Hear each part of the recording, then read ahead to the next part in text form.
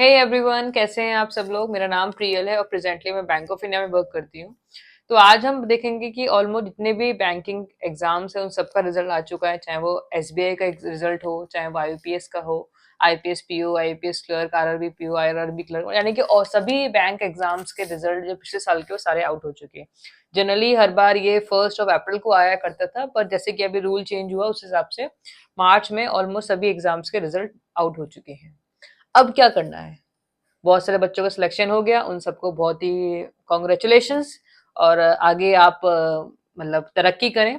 और जिनका नहीं हुआ है तो अब आप लोग क्या करेंगे, है ना।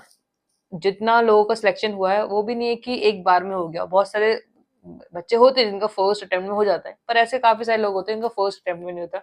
किसी किसी का सेकंड अटेम्प्ट होता है, किसी किसी का थर्ड अटेम्प्ट होता है। तो अब जो बच्चों का नहीं हुआ वो क्या करेंगे, तो वो आप लोगों को 1 से 2 दिन का रेस्ट लेना है, माइंड को रीसेट करना है और उसके बाद एक वापस से फ्रेश तैयारी करनी है, क्योंकि वापस से एग्जाम, आईपीएस का कैलेंडर आउट हो चुका है। एग्जाम्स आपके सामने हैं। नेक्स्ट 3 to 4 मंथ्स के बाद वापस से आपको एग्जाम्स देखने को मिलेंगे। अगर आप इस स्टेज तक आ पाए हैं, इट मीन्स अब ऑलमोस्ट आप उस लाइन को, सिलेक्शन की जो लाइन रह गई है ना, उसको क्रॉस करने के लिए बिल्कुल तैयार है। देखो, कभी कभी आपने देखा होगा कि कुछ कुछ बच्चों का एग्जाम जो है वो फर्स्ट अटेम्प्ट में क्रैक हो जाता है, कुछ कुछ को सेकेंड अटेम्प्ट लगता है, कुछ को थर्ड अटेम्प्ट लग जाता है।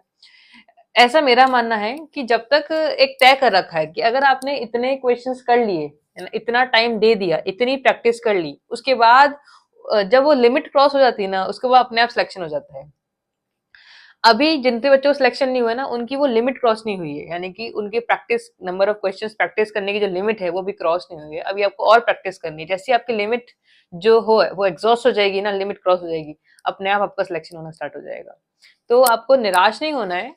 यहाँ तक आए हैं तो एग्जाम आपका नजदीक ही है, पार होना तो आप बिल्कुल हो पाएंगे। So bye bye, take care, all the best और तैयारी करते रहिए।